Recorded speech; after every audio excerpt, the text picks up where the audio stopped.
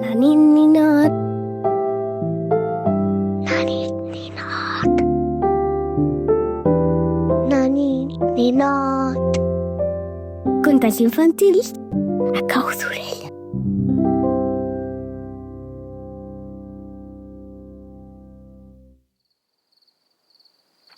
Hola, ninot. Avui t'explicaré un conte que ve de molt i molt lluny. Ve de la Índia, un país molt gran i ple de molts colors, on hi ha animals com els elefants i on fins i tot les vaques caminen pel carrer. La Índia és un país on hi ha temples molt bonics, on el menjar fa molt bona olor i on s'expliquen històries sàvies. A la Índia, fa milers d'anys, es parlava un idioma que es deia sànscrit i el nom del protagonista del conte d'avui és una paraula en sànscrit, Gajjo, que vol dir petit elefant. Junts coneixerem aquest elefant que buscava amics i que finalment va aprendre que el més important en aquesta vida és ser amic d'un mateix. Ara tapa't amb el llençol, estira't bé i deixa't portar per les paraules. Comencem el conte, ninot.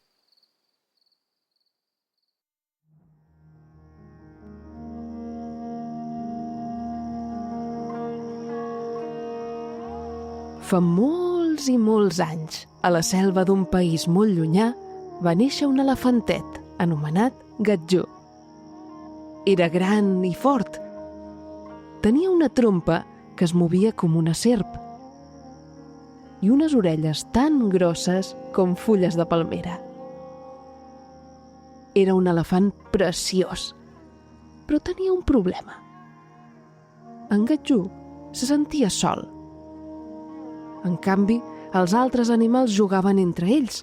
Els micos saltaven d'arbre en arbre, els antílops corrien en grups, les aus cantaven juntes, però ell sempre jugava sol.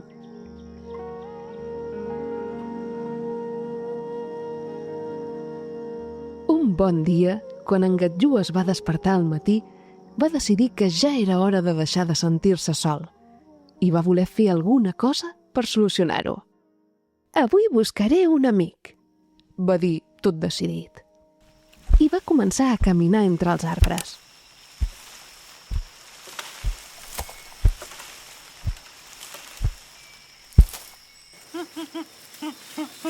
El primer animal que va trobar va ser un mico que jugava amb les branques. «Hola, vols ser el meu amic?», va dir l'elefant. El mico es va aturar i el va mirar. «Ets massa gran, no pots pujar als arbres amb mi, ho sento». I va saltar lluny, va marxar sense esperar resposta. En Gajjo es va quedar sota aquell arbre tot pensatiu i va intentar enfilar-s'hi. Va agafar-se amb la seva trompa d'una branca i va fer un salt. Però clar, com era d'esperar, la branca no va aguantar el seu pes i es va trencar. Així és com en Gajjo va tenir clar que no podia ser amic d'un mico perquè no podia enfilar-se als arbres. A més, el mico havia estat una mica desagradable, no? Però en Gajjo no es va donar per vençut i va seguir caminant. Una mica més endavant, va veure una granota prop del rierol.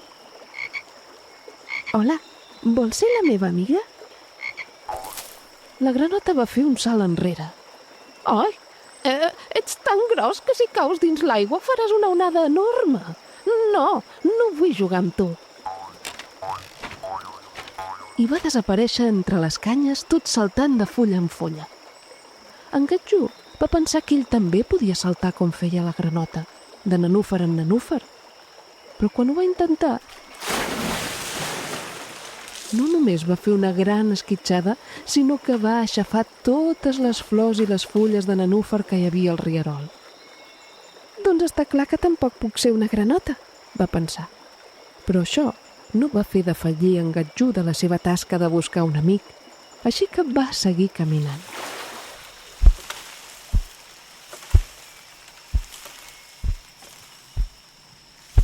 Una mica més tard, l'elefant va trobar una guineu. elegant i llesta, que caminava entre les herbes. Hola, vols ser la meva amiga? La guineu va riure suaument.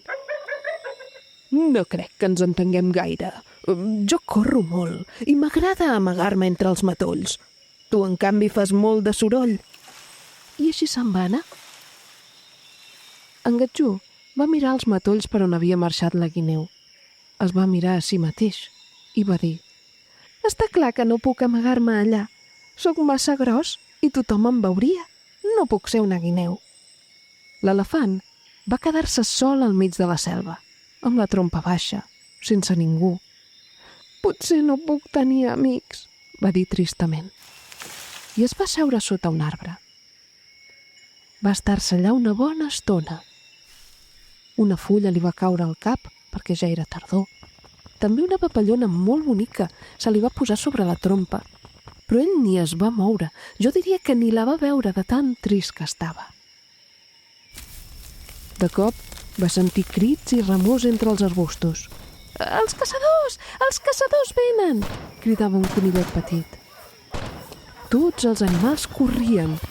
Els ocells fugien volant. Les granotes s'amagaven dins l'aigua.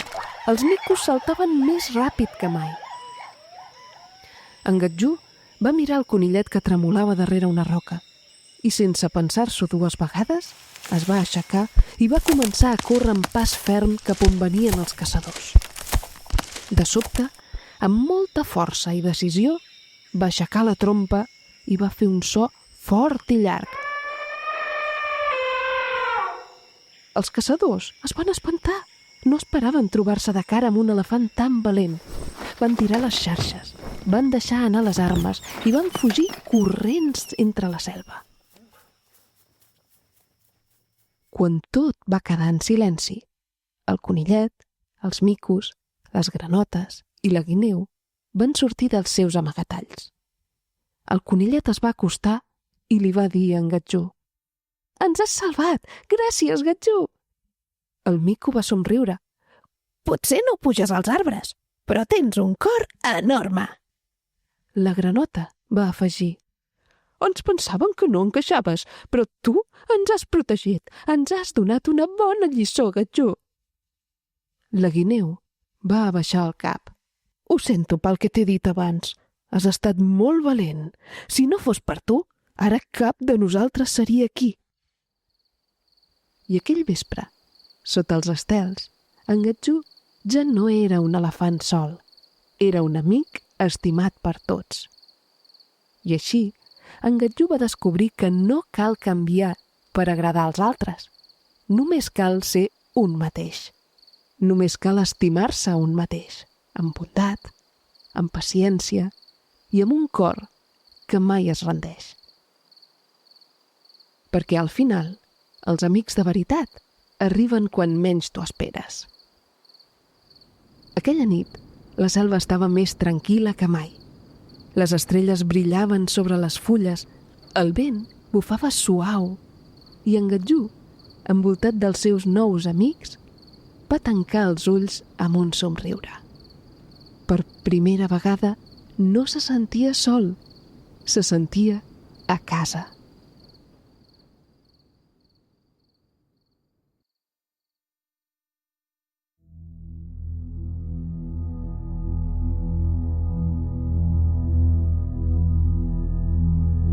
Ara, ninot, deixem que el teu cos descansi, com van fer el Gatjú i els seus amics.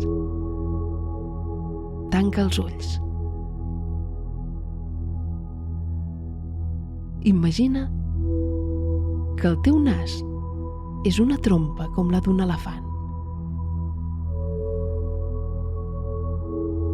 Agafa aire com si volguessis olorar un grapat de flors blanques que creixen al costat del rierol.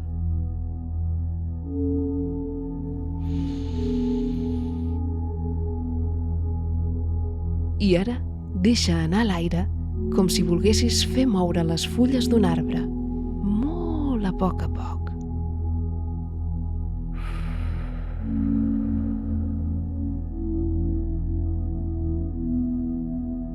Repeteix 2 vegades més.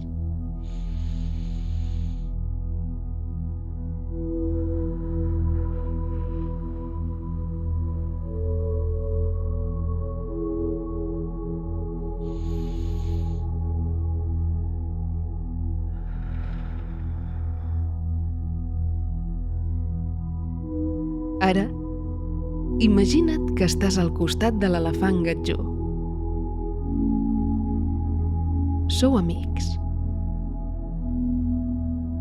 Esteu caminant plegats per un camí de sorra tova, envoltats de palmeres i ocells que canten fluixet. En Gatjó fa passes lentes però segures. I tu el segueixes, pas a pas. Amb cada pas et sents més segur i més tranquil. L'aire t'acarona les galtes. Els arbres et fan ombra. I el teu cos comença a descansar, com si cada múscul s'adormís de mica en mica. Els peus, les cames, la panxa, els braços, les mans, tot s'estova. Com si estiguessis estirat damunt d'una catifa de fulles i herba tendra. Respira a fons una vegada més.